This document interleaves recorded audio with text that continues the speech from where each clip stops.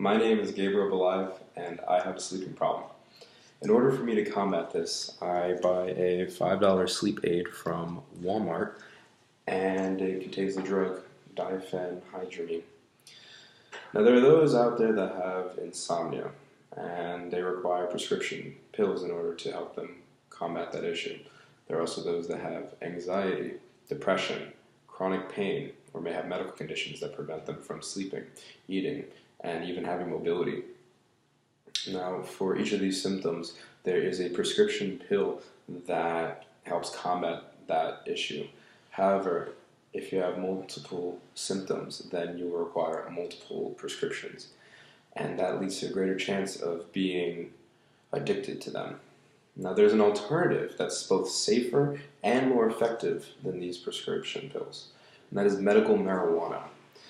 However, the federal government does not see medical marijuana as anything that has any medical value whatsoever.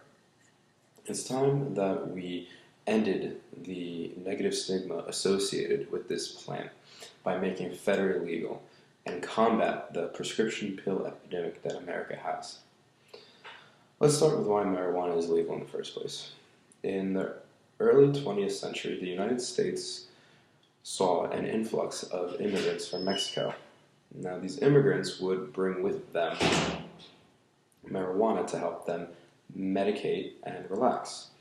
There was a particular individual that wanted to do population control on these immigrants. His name is Henry Anslinger. He created the Federal Bureau of Narcotics in order to capitalize on the usage of marijuana and to deport and arrest those who used it. He has been known for citing that marijuana is the most violent drug known to mankind. Marijuana smokers are Negroes, Hispanics, Filipinos, and entertainers. Smoke one joint and you will likely kill your brother.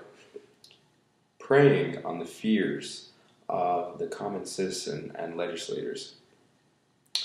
Marijuana was banned in the Marijuana Tax Act of 1937, and its use was prohibited. During the Nixon administration, marijuana was classified as a Schedule I drug in the new Controlled Substances Act, which replaced the Marijuana Tax Act of 1937. Now, being Schedule I, it was classified as having absolutely no medicinal value and was in the same category as heroin and LSD, also known as acid. In 1996, California legalized a medical marijuana program. They have had over 20 years since to research the benefits that medical marijuana has to offer. With all the people that have the symptoms that I mentioned prior, medical marijuana can help be an alternative to prescription pills to aid them in their troubles. Marijuana should no longer be considered a drug that people use to get high. It is an excuse to have full jail cells and an absolute massive tax burden on both individual states and also the country as a whole. Medical marijuana can help those with PTSD, anxiety, depression, arthritis, glaucoma, and many more conditions. Help those who have cancer and are going through chemotherapy medication and cannot eat or sleep properly. It can help those who are veterans with PTSD. They will no longer have trouble sleeping at night from the nightmares that they have of the wars that they encountered.